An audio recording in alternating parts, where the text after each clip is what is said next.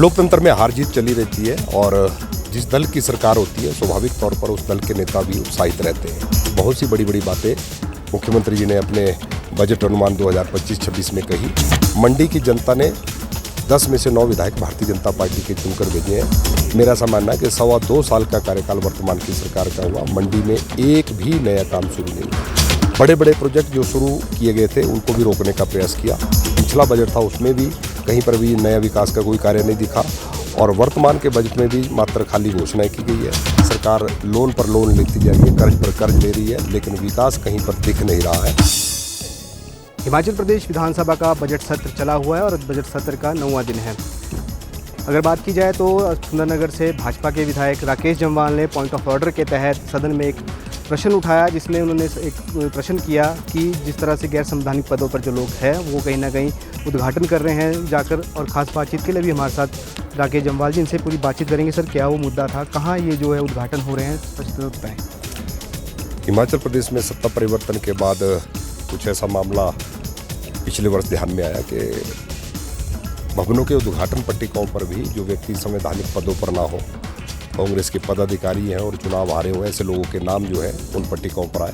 जब सदन में ये मुद्दा हमने उठाया, प्रदेश के मुख्यमंत्री जी ने सदन को आश्वस्त किया, हम सबको आश्वस्त किया कि भविष्य में इस प्रकार से कहीं भी किसी भी उद्घाटन पट्टिका में जो व्यक्ति संवैधानिक पद पर ना हो और कोई हारा हुआ ऐसा पूर्व विधायक हो, उनके नाम नहीं आएंगे और ना ही सरकारी समारोह की अध्यक्षता जो है ऐसे लोग करेंगे। लेकिन कल सुंदरनगर में एक राज्य स्तरीय नलवाड़ मेला, जो उत्तरी भारत का सबसे बड़ा मेला कहलाया जाता था, सैकड़ों वर्ष पुराना यह मेला है, इसकी अपना एक बड़ा महत्व भी है।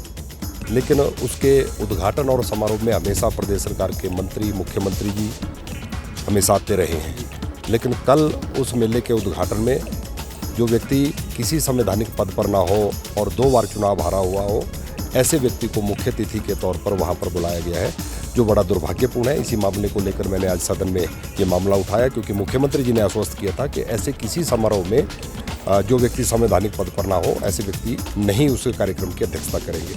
लेकिन आज मुख्यमंत्री जी सदन में नहीं थे, लेकिन उप मुख्यमंत्री जी ने और विधानसभा अध्यक्ष जी ने आश्वस्त किया है कि भविष्य में इस प्रकार से कहीं पर भी ऐसा देखने को नहीं मिलेगा। लगातार ये मुद्दा जो है सदन में, पिछले सदन में भी गरमाया था, पिछले जो सत्र हुआ था उसमें भी गरमाया था और कहीं ना कहीं आश्वासन मुख्यमंत्री का मिला था। क्या लग रहा है, क्यों दरकिनार किया जा रहा है विधायकों को? लोकतंत्र में हार जीत चली रहती है और जिस दल की सरकार होती है स्वाभाविक तौर पर उस दल के नेता भी उत्साहित रहते हैं। ये बात ठीक है कि उस मेले के उद्घाटन, उस समारोह के उद्घाटन की अध्यक्षता प्रदेश के मंत्री करें, प्रदेश सरकार में कोई संवैधानिक पद पर बैठा हुआ व्यक्ति करे और कांग्रेस के कार्यकर्ता, वहाँ के नेता उनके साथ जाएं, उसमें कोई बुरी बात नहीं है। जैसा मैंने कहा कि हार जीत चली रहती है, लेकिन सरकारी समारोह की अध्यक्षता संवैधानिक पद पर बैठा हुआ व्यक्ति वही करे तो मुझे लगता है कि वो ज़्यादा अच्छा रहेगा। अगर बात की जाए, एक मुद्दा आपने और भी उठाया था, जो आपका जो ऑक्सीजन प्लांट है उसको लेकर, वो क्या विषय था पूरा, वो भी बताएं। बजट पर चर्चा के दौरान सरकार के जो बड़े बड़े दावे थे कि स्वास्थ्य संस्थानों को मजबूत किया जाएगा, हम आदर्श स्वास्थ्य संस्थान बनाएंगे, हम रोबोटिक सर्जरी करेंगे, हम पेट स्कैन मशीन लगाएंगे, ऐसे बहुत सी बड़ी बड़ी बातें मुख्यमंत्री जी ने अपने बजट अनुमान 2025-26 में कही।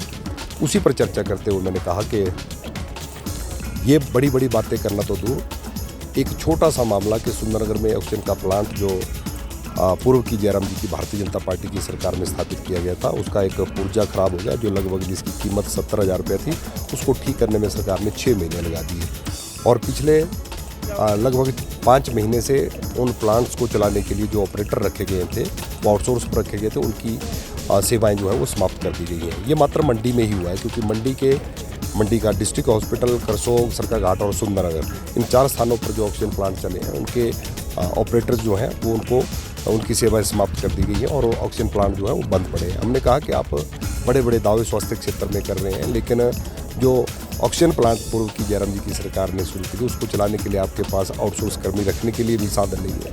इस मुद्दे को हमने उठाया था। क्या लग रहा है जम्वाल जी, आपने कहा कि मंडी में ही ये हुआ है, क्या लग रहा है कि क्योंकि मंडी में ही सबसे ज़्यादा भाजपा के विधायक जीत कर आए हैं, तो इसलिए ये सब चीज़ें हो रही है वहाँ पर? कल मैंने इस विषय को सदन के अंदर चर्चा में उठाया कि मंडी में 10 में से 9 विधायक जो भारतीय जनता पार्टी के हैं। लोकतंत्र में सरकारें कभी उस दल की, कभी इस दल की, आज उनकी सरकार है, कल हमारी सरकार होगी। पहले हमारी थी, आज कांग्रेस की है। ये चला रहता है, लेकिन विकास एक निरंतर प्रक्रिया है और मंडी की जनता ने 10 में से 9 विधायक भारतीय जनता पार्टी के चुनकर भेजे हैं। मेरा ऐसा मानना है कि 2.25 साल का कार्यकाल वर्तमान की सरकार का हुआ, मंडी में एक भी नया काम शुरू नहीं हुआ। बड़े बड़े प्रोजेक्ट जो शुरू किए गए थे उनको भी रोकने का प्रयास किया। शिवधाम मंडी में जिसकी स्थापना की जा रही थी, जिसका निर्माण कार्य लगभग 50% पूरा हो गया था, उसको 100-2 वर्षों से रोक के रखा था। लेकिन इस बार के बजट भाषण में मुख्यमंत्री जी ने कहा कि उसको पूरा करने के लिए सरकार जो है कृतसंकल्प है। और उसके साथ मंडी में हिमाचल प्रदेश का दूसरा विश्वविद्यालय सरदार पटेल विश्वविद्यालय मंडी में स्थापित किया गया, उसको भी सरकार बंद करना चाहती है, उसको भी कमज़ोर करना चाहती है, क्योंकि कांगड़ा चंबा के कॉलेजेस ऑलरेडी उस यूनिवर्सिटी से बाहर कर दिए गए। तो उसके साथ मंडी में एयरपोर्ट का विषय था, उसको लेकर भी सरकार गंभीर नहीं है।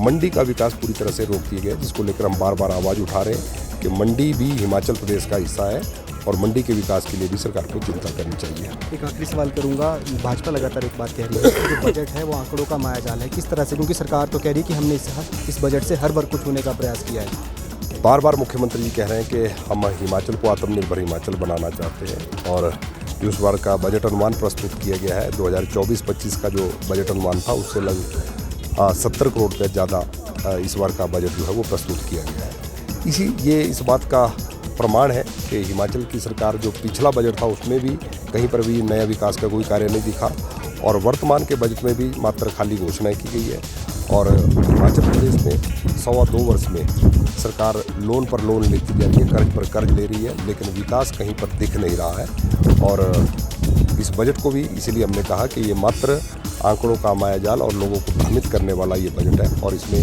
किसी भी वर्ग को राहत नहीं मिली है।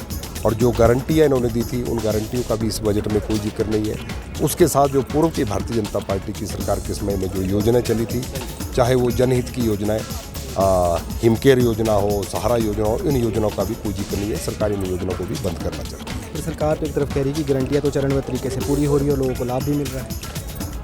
इसका जवाब आने वाले विधानसभा चुनावों में ही वर्तमान की सरकार को, कांग्रेस पार्टी को मिलेगा। तो ये थे हमारे साथ सुंदरनगर के विधायक राकेश जम्वाल जी, इनसे हमने बातचीत की। इन्होंने अंदर मुद्दा लगाया था पॉइंट ऑफ ऑर्डर के तहत कि जो गैर संवैधानिक पदों पे है, जो उद्घाटन कर रहे हैं, जगह जगह जिस तरह से नलवाड़ मेला था उसमें भी उन्होंने उद्घाटन किया। कहीं ना कहीं ये गैर संवैधानिक है और इसको लेकर जो है तुरंत कार्रवाई होनी चाहिए। आप ऐसे देखते रहे हिमाचल न्यूज़ 24/7। राजधानी शिमला से मैं कमल भारद्वाज।